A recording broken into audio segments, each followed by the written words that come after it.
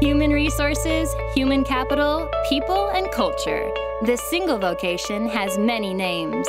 HR professionals are responsible for what is arguably the most critical success factor within any organization. It's talent. HR Studio Podcast brings you bi-weekly interviews with HR executives, thought leaders, authors, speakers, and trend spotters from the world of HR and beyond. Listen, learn, and leverage. Welcome to HR Studio Podcast, building the next generation of HR leaders. HR Studio is brought to you by A.J. O'Connor Associates, a trusted human capital consulting partner to emerging, mid-market, and world-class organizations. For over 35 years, AJO has built its reputation on experienced listening, exceptional quality, and caring partnerships, delivering services in 30 states and 20 countries. To learn more, visit us at ajoconnor.com and be sure to check out our top-ranked HR blog and sign up to receive email alerts while you're there. So welcome everyone to the HR Studio Podcast. My name is Fred Bunsa and I'm excited to be your host for today's episode. I'm excited to have an expert in leadership development and a person who's become a friend over the last year or two, Dick Richardson. Dick's an executive leadership development consultant. He's the owner and the founding partner of an organization called Experience to Lead. And they're an organization that offers unique experiences to improve the leadership of individuals, teams, and organizations. Dick's worked with the Conference Board for 10 years, designing and delivering experiential programs for executives, and he's carried that experience into his new organization, Experience to Lead. Prior to that, Dick was working as an independent consultant where he was the Director of Executive Leadership Development for ITT.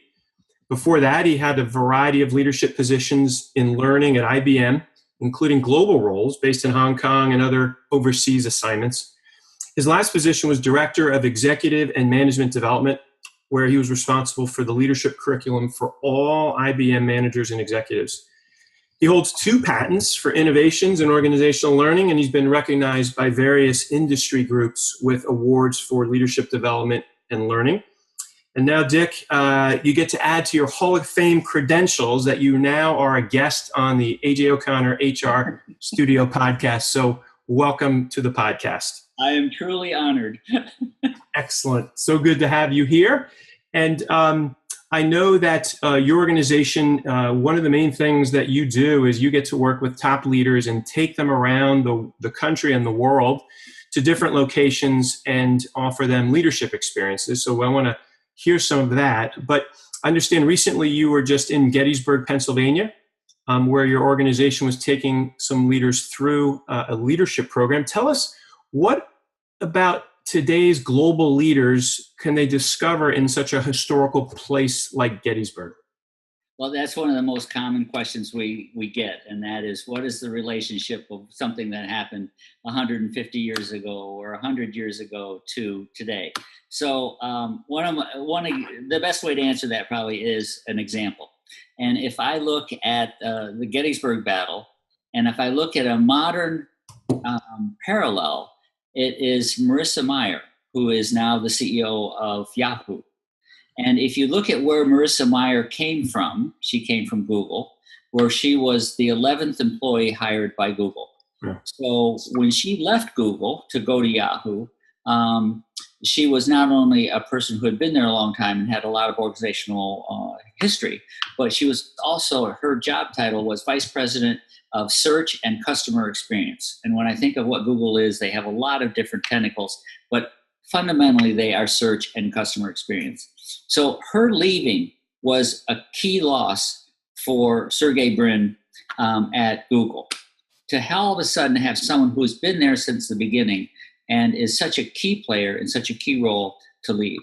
The parallel 150 years ago was that Robert E. Lee, heading north for the Battle of Gettysburg, at the Battle of Chancellorsville, he had a very tight and small executive leadership team. And Stonewall Jackson was killed at the Battle of Chancellorsville. So he went into that battle thinking, one of my key players from my executive team is now gone, and I need to replace that person. And it was such a big job and such a big person in the role that he was replaced by, in fact, 2 generals. If you look at what Sergey Brin did at Google, it's the same thing. Marissa Mayer was replaced by two people because she was such a key player. So the parallels between 1864 and this century are amazing. And then if you go to the other side, the story continues, and that is Marissa Mayer was the sixth CEO of Yahoo in 3 years. Wow. So the previous five had all failed in the job that she was jumping into. And if you look on the other side of the battlefield at the Battle of Gettysburg, General Meade was the fifth general as commander of the Army of Potomac of 2 years. Lincoln had fired the previous four generals. So Marissa Mayer, it parallels the experience in both Lee and Meade. So the point is that you can go back and see what happened to these historical figures. How did Lee handle a broken and absent executive team? How did Meade handle being the fifth in a line of people who had failed at the job and taking over an organization that was in disarray? So the parallels, it's easy to find parallels with business today. Well, and when you go into these sessions, are you aware of the parallels that are going to come up, or do they just come up and because your team knows so much about leadership and the historical side of things that you can make the connections in the moment? We have a historian who's very, very good. We have historians for all of our programs who are experts in that area. But we do a lot of customer.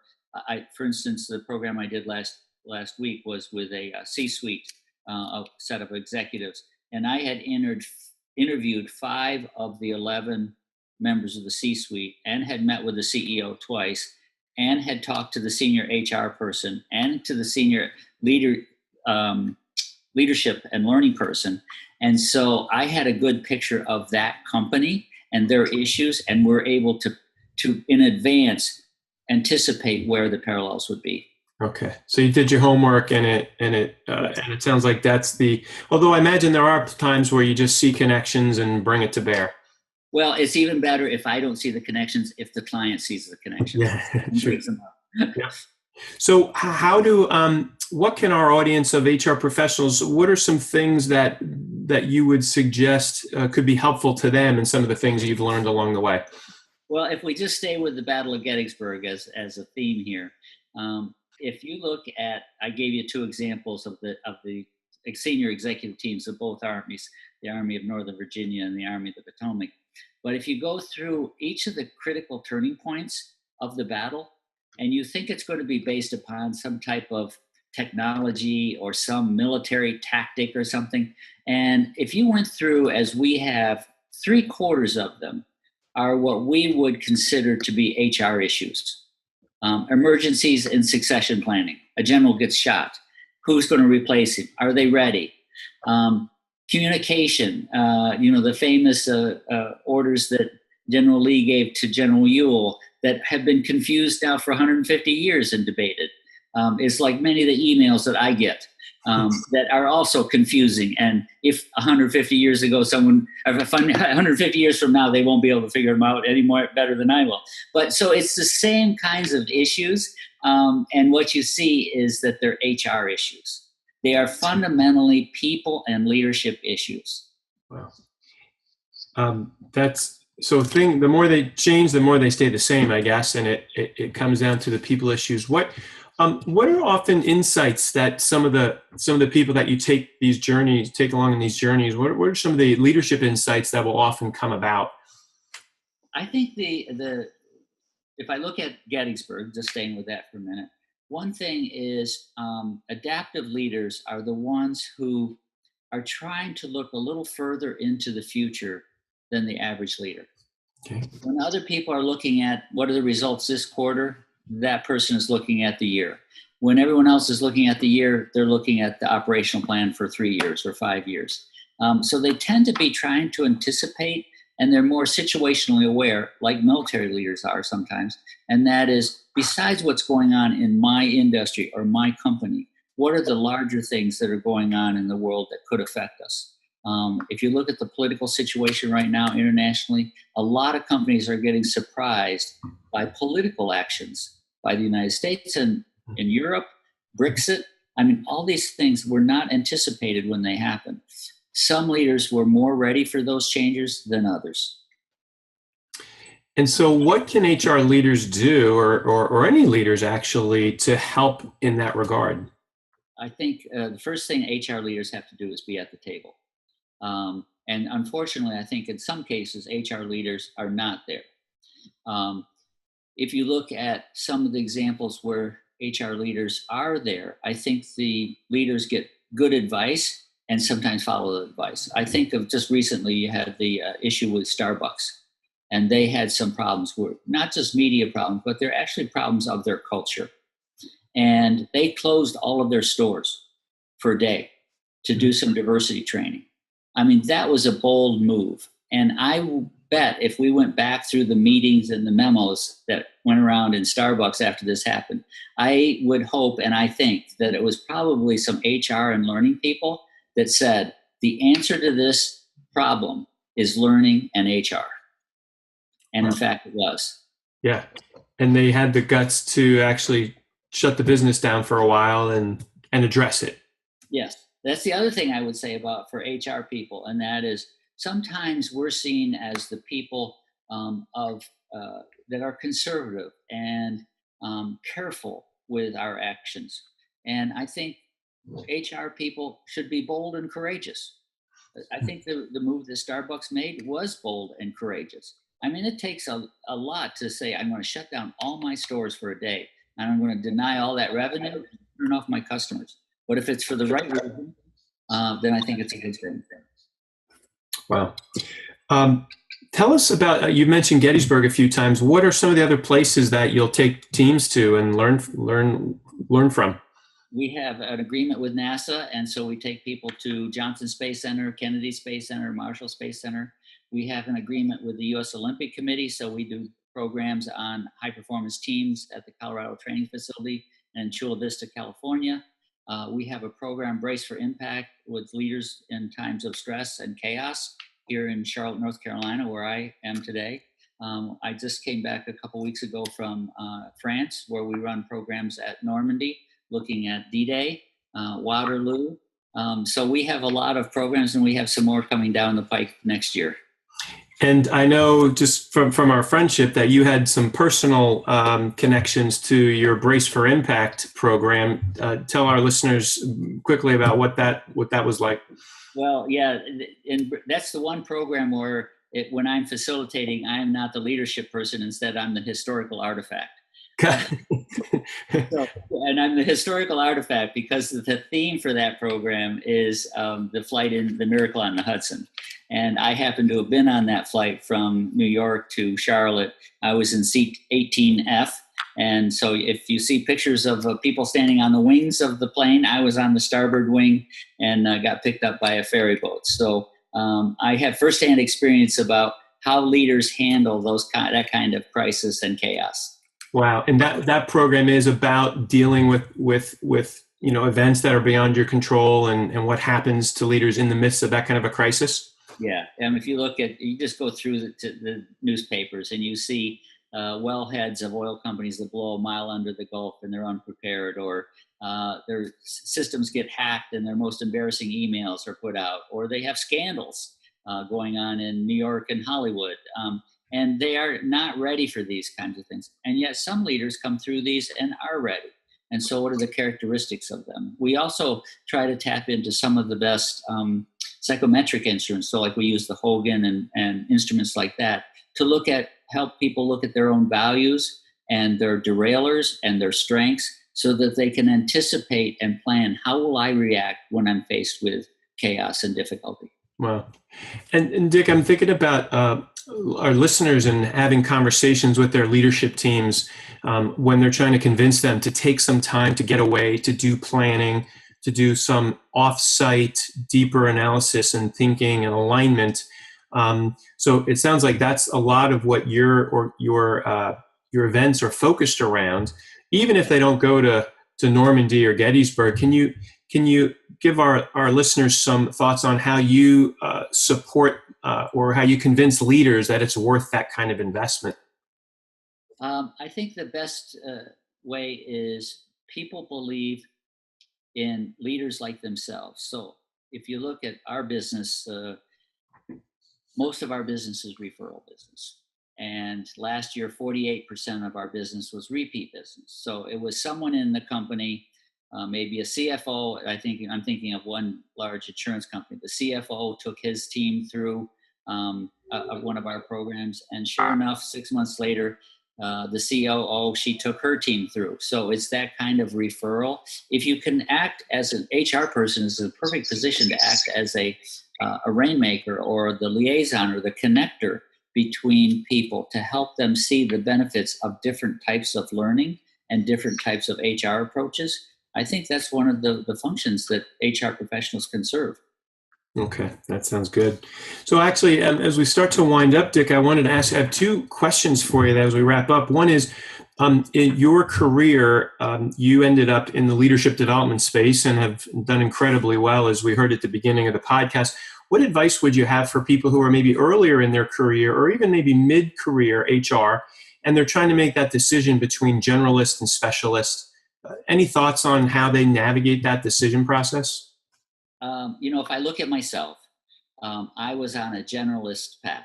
And in fact, at IBM, I was on a program to work cycle through different functional areas for 3 to 6 months at a time.